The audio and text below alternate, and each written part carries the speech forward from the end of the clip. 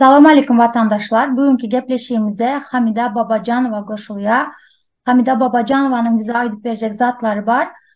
Hamida, apa aydı verin. Özünüzü birinci tanıştırın vatandaşlarımız bilen. Assalamu alaikum hormatly vatandaşlar. Haçlı yaratma variant Türkmenistan'ın rayetine aşağıdan çıkmağa ruhsat verilmedi.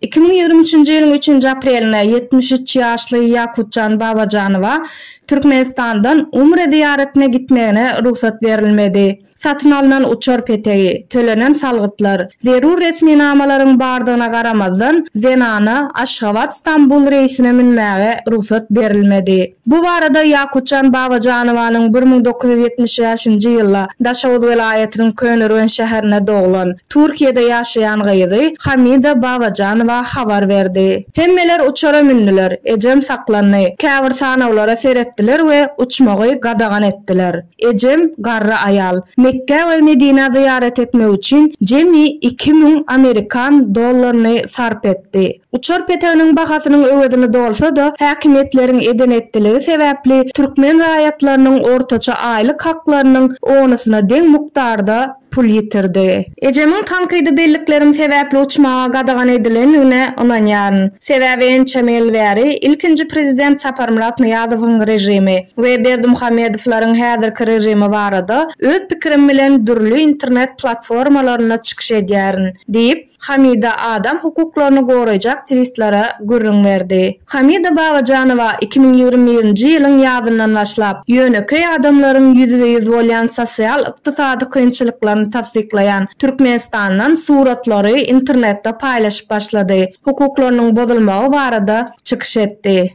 Bu barada maňa garyndaşlarym Firuza Babacanova 1984 ýylda doğulan, Dilfuza Babacanova 1984 ýylda doğulan we Umar Babacanov 1976 ýylda doğulan kömek etdiler. Şondan soň Daşavuz vilayetiniň 6-njy polisiýa bölümünden jaň edip polisiýa çağırdylar. Garyndaşlarym ýazmaça habarnamalary iýermegi talap edip gitmekden ýüze gürdiler. Ertesi gün 4 polisiýa işgäri geldi. Ikisi raýat eşikli we ikisi polisiýa eşikli bolup hemmesini ulagda alyp gitdiler. Telefon barlyklaryndan gorkup ýakynlarym telefonlaryny öýde goýdular. Polisiýa muny eşitip maşinlaryny ýyza öwürüp öýümüze gaýdyp geldi we telefonlarymyzy almaga mejbur etdi.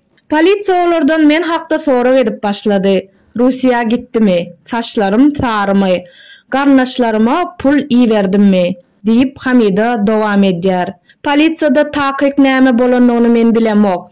Ýöne sorak edilenden soň owadaşlarynyň hakyky durmuşynyň suratlaryny we videolaryny iýermegi doganlarym bes etdiler. Siyahat kadarlarından soň Yakutcan Babacanova'nın garnaşlary migrasiýa gullugyna gitdiler. Ol ýerde garra aýala 23 aprelde gitmäge ruhsat beriljekdi, wada berildi. Mart aýynyň başynda Birleşen Milletler Guramasynyň Adam Hukuklary Komitetiniň mejlisinde resmi türkmen wekiliýeti ýygynaga gatnaşanlara Türkmenistanyň raýatlarynyň ähli konstitusiýon hukuklaryna hormat goýandygyny ananlarmaga synanyşdy. Ýöne iş ýüzünde bu beýle däl. Doğru. Şunda kul yetiştirip koydu zaten hemmeni kara iş gücü yetiştirer. Buğanı başka hiç narsa yok. Evvelki interviewlarında da aytganman velosiped zavodam yok dep. Hiç narsa yok. Kara iş tapıp versin hiç olmasa. Doğru. Hamida apa, spasiba gepleşiye goşlaňyz üçin, başyňyzdan geçen wakalar aýdyp bereniňiz üçin, gorkuňyzy yeňip vatandaşlarımıza da şunyalı maslahatlar bereniňiz üçin geçmiş olsun. Eneňizin haja gidip bilmediği için öğrengiýnanýan. Ayçak zadymyz hemen inşallah Türkmenistan hökümeti aklını başına alar, adamlara azar bermeyini bes eder.